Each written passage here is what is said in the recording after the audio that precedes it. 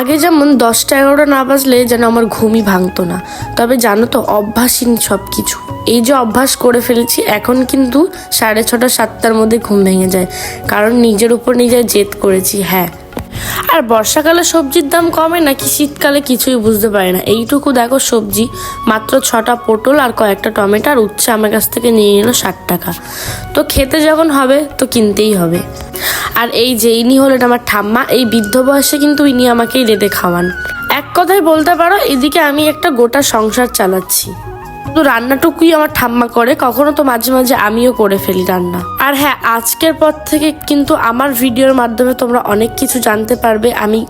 আমি কিন্তু আমার বাবা মায়ের বড় সন্তান। একটা কথা আমি পদে পদে বুঝতে পেরেছি বাবা মার থেকে দূরে থেকে, যে হ্যাঁ, আমি কোনো কিছুর অভাব না পেলেও আমি অনেক কিছু স্যাক্রিফাইস করেছি পদে পদে। আর আজ হয়তো বাবা মার থেকে দূরে না থাকতাম, তাহলে হয়তো পেটে একটুও কলমের কালি থাকতো না আমার।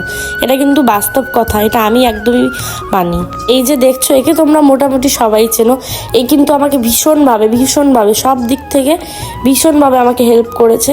আপদে বিপদে আমি কাউকে পাইনি, একমাত্র একেই পেয়েছি সবসময়। আর হ্যাঁ, বিপদের সময় কিন্তু মা বাবা ছাড়া কেউ পাশে থাকে না, তবে আমার ক্ষেত্রে তাই না। আমার মা বাবা চাইলেও কিন্তু আমার পাশে আসতে পারেনি। তবে আর একটা কথা কি জানো তো, আমি কিন্তু বাবা মায়ের বড় সন্তান, আর বাবা মা কিন্তু ছোট সন্তানের থেকে বড় সন্তানের থেকে বেশি আশা রাখে, সে যে কোনো দিক হোক। আর মেয়ে মানে কিন্তু বিয়েটা শেষ পরিণতি নয়।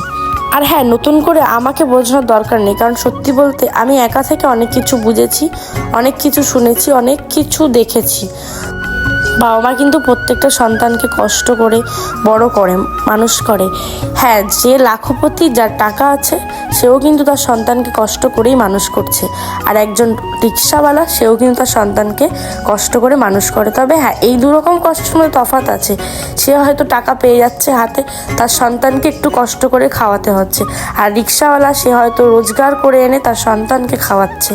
শুধুমাত্র বড়লোক আর গরিবের মধ্যে একটা পার্থক্য বোঝালাম, এর থেকে বড় কিছু না। আমরা কিন্তু খুব বড়লোক তা না, তবে ঈশ্বরের কৃপায় আমাদের খেয়ে পড়ে ভালো রিল্যাক্সে চলে যায়। সত্যি কথা বলতে এখন দিন দিন কিন্তু আমারও বয়স বাড়ছে, তো আমি অনেক কিছু বুঝতে পারছি।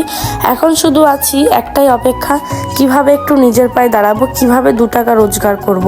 এর থেকে বড় কিছু আর আশা রাখছি না। তবে হ্যাঁ, এই ভিডিওর মাধ্যমে তোমরা আরও অনেক কিছু আমার থেকে জানতে পারবে।